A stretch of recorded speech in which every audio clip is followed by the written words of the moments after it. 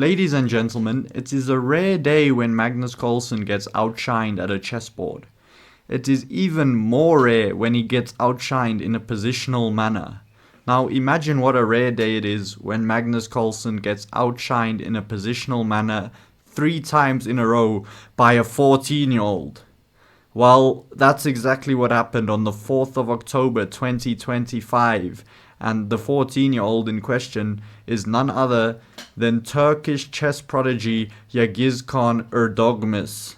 And in these games I'm about to show you, he managed to play in such a way that Magnus could not do anything. There wasn't some tactical shot that was brilliant. It was slowly but methodically outplaying his opponents, and they are really great games.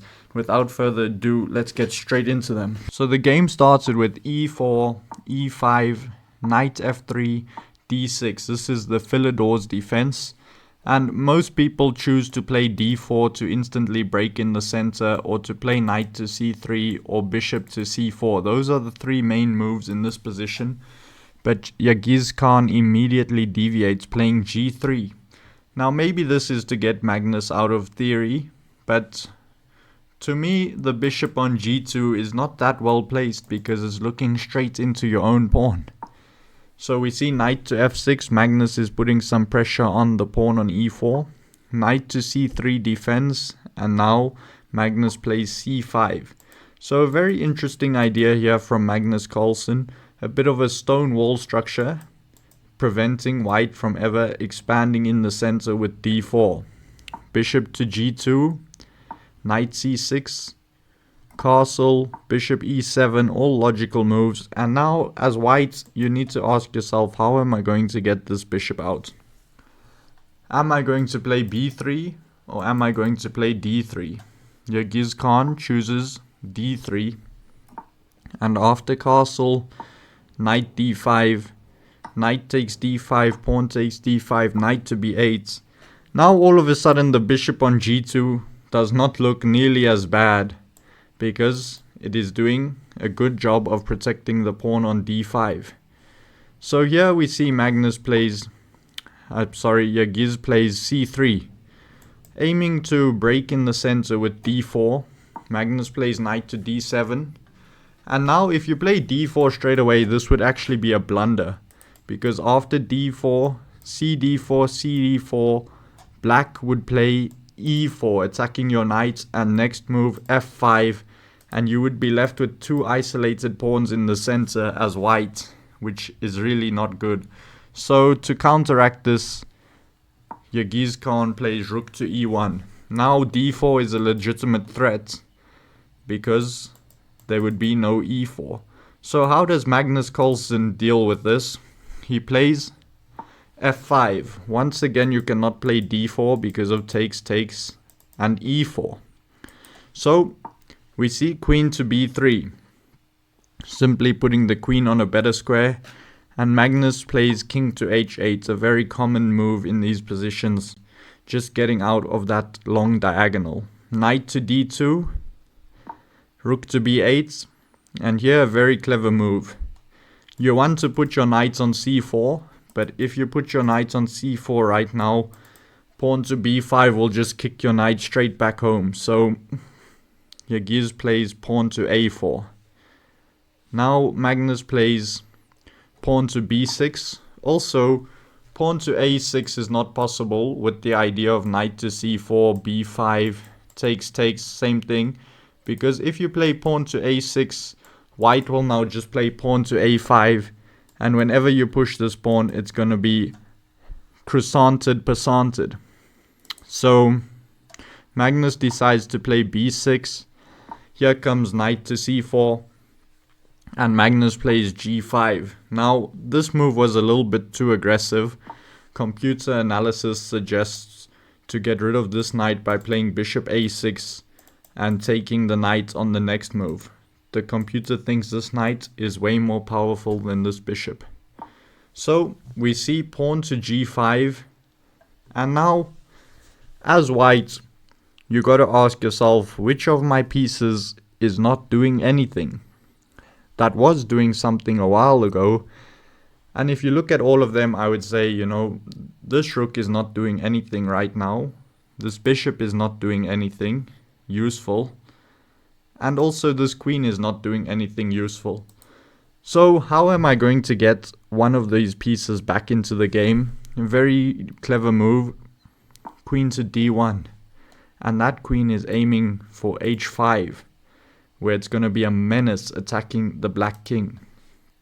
So we see rook to g8 from Magnus, trying to preemptively defend his pawn.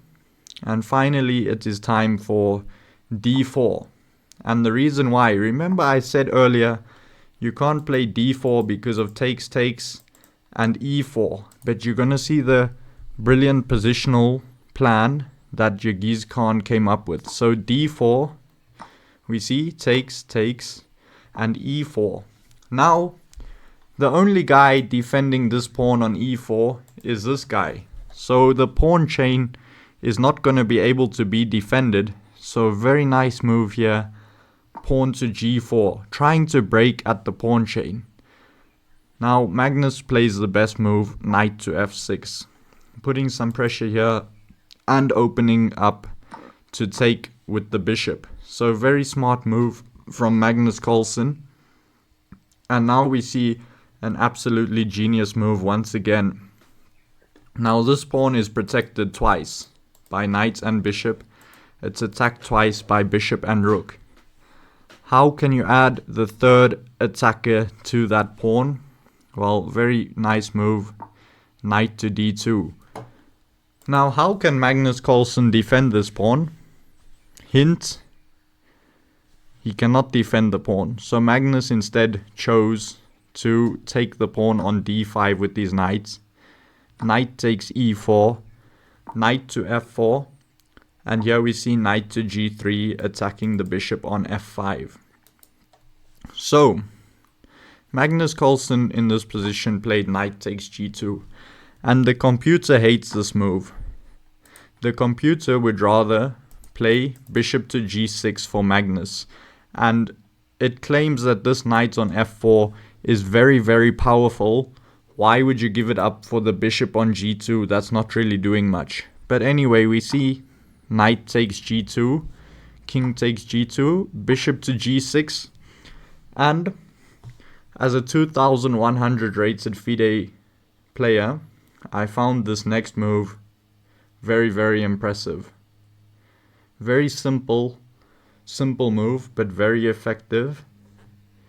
You guys should pause the video and try to solve it. And for those of you who want to just enjoy the show, as Ahad Mator would say, the move is pawn to d5. Now, why did I find this move so impressive? Well, the fact is, what are you going to do with this light squared bishop? In this position, which square would you love to have this dark squared bishop on? You would love to have him on d4, where he would be giving a check to the king. Now, if you did not play this move d5, next move, Magnus would have played d5, and this dark squared bishop would have been dead for the rest of the game. So, a very, very clever move here, pawn to d5.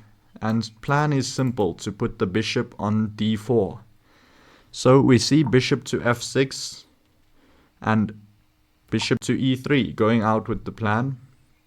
Now, it would be a very, very bad idea to take this pawn on b2, because bishop to d4 takes, and the king on h8 would find himself in some trouble. So instead we see the move rook to e8.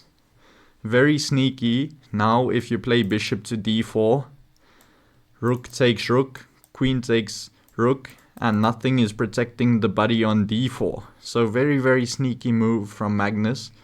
But obviously we're talking about a child prodigy here. He's not going to fall for that. By the way, there was bishop d4 takes and the in-between move check, which would have saved the bishop, but then you're giving up the pawn on b2, and this nice dark diagonal as well would be under control by black.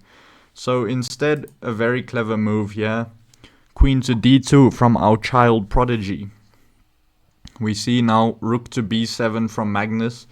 Magnus is one of the best players in the world. He's always going to be doing something. And here he's planning to double stack on the e file. Finally, bishop to d4 is working. So bishop to d4 is played. We see rook takes e1, rook takes e1, king to g8. Magnus Carlsen is moving his king out of the pin. Now rook to e6, attacking this bishop. And if you decide to take on d4, queen takes d4, you're really asking yourself for a lot of trouble with these two pieces looking at the king. A queen on d4 would be asking for massive trouble as black. So instead we see rook to f7, protecting the bishop. And now, as white, Yagiz Kaan plays a very clever move. Pawn to f3. Why is this such a clever move? And also look at the time spent here, 4 seconds to see this move. And this is an absolutely genius move. It looks like nothing is happening. It's a very subtle move. Subtle is my favorite word in chess. It looks like it's doing nothing, but actually it's doing a whole lot. That's my favorite word in the whole English dictionary, subtle, just because of the chess terminology. Why is f3 such a genius move? Well, I'm about to show you. If you did not play this move f3 and went for bishop takes bishop, rook takes bishop, queen takes g5, you would be met with rook takes f2 check. And your queen on g5 would be hanging. Now, I don't put this on the board because chess.com has this weird thing that if you put moves on the board, the whole board changes color. And I really can't deal with that. So I hope you guys could calculate that. Bishop takes bishop, rook takes bishop, queen takes g5 would run into rook f2 check, and you would lose your queen. So by playing f3, now if you take queen takes g5, there would no longer be a check on f2 because your pawn is on f3. Very subtle but genius move from our young Prodigy. So after f3 we see the move queen to f8 from Magnus. But this is not helping much. We see bishop takes f6, rook takes f6, queen takes g5. Now if you decided to take on f3, you would be asking for trouble after rook sacrifices himself for the bishop. So if you take on f3, rook takes g6, pawn takes g6, queen takes g6, you would not be able to block with the queen because your rook would be hanging. And if you moved the queen here, king h8, queen h5 check would be winning the rook that is now on f3. Now that was a lot of calculation. I hope you guys could follow. Let me know in the comments if you can follow that calculation. That would be appreciated. So instead we see rook takes e6. Pawn obviously takes back. Queen to c8, targeting the pawn. So queen to f6 protects the pawn. Queen to f8. And what do you do when you're pawn up in an endgame? Very simple answer. You exchange off pieces. Queen takes queen. King takes queen. And now we see pawn to f4. Now Magnus is obviously going to get his pawn back. Which pawn in the white camp is loose in this position? The pawn on a4. So Magnus targets that with bishop to c2. But our Prodigy Yagiz, he's not worried about that pawn. He instead plays pawn to f5. And after takes, he now brings his king in. Magnus is also bringing his king in. King to f4, putting the king on a dark square, not on a light square, to avoid checks from the bishop. pawn to a5, knight to e4, bishop to c2, knight to c3. Now, this is threatening knight d5 check. Bishop to b3, king e4, pawn to a4, knight to d5. This knight can never be taken because in an endgame where you have two connected pass pawns, this would always be winning for white. White would be able to just go collect all these pawns of black, and the black king can never move forward because you will simply promote your pawn. So we see king to d8, pawn to f6, king to e8, and a very, very simple tactic here for you guys. How do you win this position? Well, the move is very simple.